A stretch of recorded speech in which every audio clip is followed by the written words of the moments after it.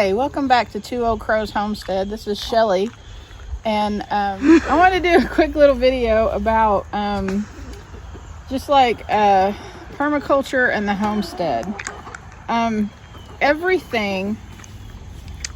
Everybody has a job on the homestead, not just Randy and Crystal and I. Randy and I take care of a big part of the animals and building projects, but Crystal comes out and makes sure that everybody has food and water, and her dog is in the turkey coop.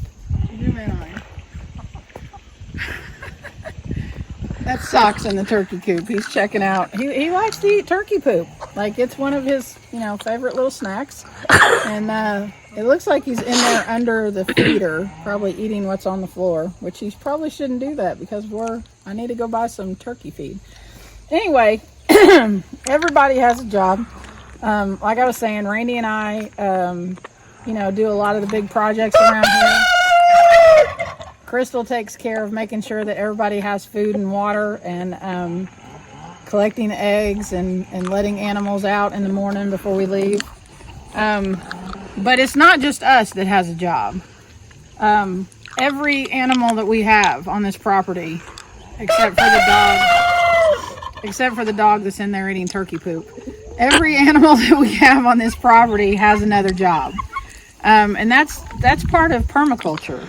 So it's like letting the chickens be chickens and letting the pigs be pigs. It's what they do best. We use the pigs to clear land, and we've got, like a lot of land, a lot of places on our property. There's trees all around the perimeter of our property, and there's a lot of places that you can't get a tractor into, which we don't have a tractor anyways. We just hire the kid across the road. But there's a lot of places that you can't get tractors into, but you can totally get pigs into.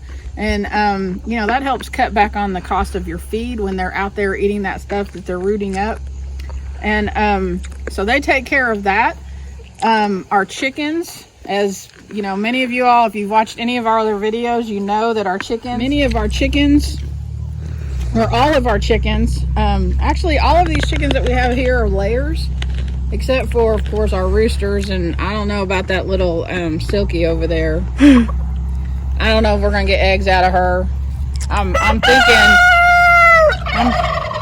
thinking that it probably takes a dozen eggs to make an omelet from a bantam or whatever. But this is really cool because I'm flipping compost, and we're gradually pulling pieces of that pig that we had that dispatched himself. We're gradually pulling pieces of him out of the freezer and putting him into the compost. And even though that pile right there, you can see there's all kinds of stuff. You can see all the stuff. You can make out what it is. There's straw in here. I can even see some horse manure that we had brought up here. I see pumpkin seeds. You can see all the stuff. But as we flip this, it's gradually going to break down into compost. So this is at the bottom of the pile, and I just wanted to show you all. These girls went crazy this morning because I started pulling stuff up, and there are mealworms in this that are just enormous. See, well, she just ate that one. I'm trying to see if I can get some on video, but they keep grabbing them as soon as they see them. But this is what's so awesome. Whoop, I'm sorry, honey. This is what's so awesome about this. There's one right there. Come here. Get back. Hold on a minute. Honey, get it. Yep, they grabbed it. I don't know. But that's what's so awesome about this system is that, the bugs and stuff come up out of the ground. The chickens eat it. They scratch through it. They poop in it.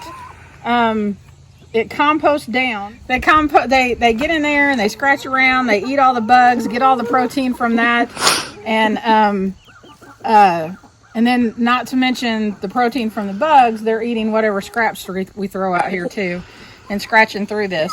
So all of these girls are, not only do they make eggs for us, they're making compost. we've got King out here. He protects everybody, and he gets in there and helps make compost. We just figured out this morning that we actually have 2 other roosters that are, I don't know, I think they're gold lace Wyandotte crosses, because the front of them looks like a gold lace Wyandotte and the back of them looks like, I don't even know. So, they may just, there's another one right there. And their combs are really weird. Can you zoom in on his comb? It's almost like they got a flat top. He doesn't have a comb, which gold lace Wyandottes have combs like that. Or from what I've researched. He doesn't have a comb like King does. But it's like he's got a little flat top haircut. But, yeah, they've not quite figured out, you know, the job of a rooster, because they like to run around and play and eat and fight with each other. But they'll figure it out eventually.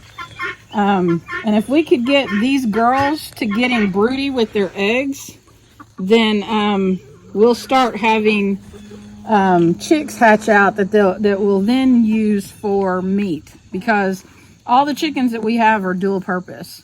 So you know, be thinking about that when you're getting animals and when you're doing things, trying to make compost, watching these videos. Everybody out there that's got all these ideas, be thinking about you know, where your inputs that go into that system come from, and the things that you can do with the stuff that comes out of that system, your outputs. Everybody's got a job on the homestead. This might be a helpful tip for someone who's trying to do the chicken tractor on steroids, or, you know, experiment with this. I'm getting ready to start a new ring. I just flipped that pile down there, and so I'm moving it up here. One of the things that I want to try is putting it up here where the rainwater runs off, because I have struggled with keeping this as wet as it's supposed to be. Now, that may not work. If we get tons of rain, it may get too wet and it may cause a problem, and I may have to just flip it somewhere else. But I'm just experimenting.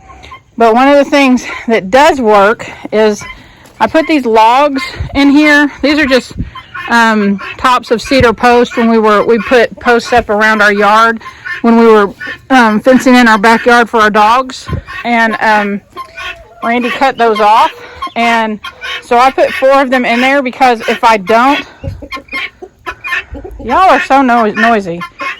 I put 4 of them in there because if I don't, the chickens will, even if this is full with stuff, the chickens will lay the sides of the fence down, and it gets all jacked up. So yeah, this is one of the things that helps me keep it like in a ring where they get in there and do their thing, and it works pretty well for us. So, I hope you have a great Sunday, and God bless.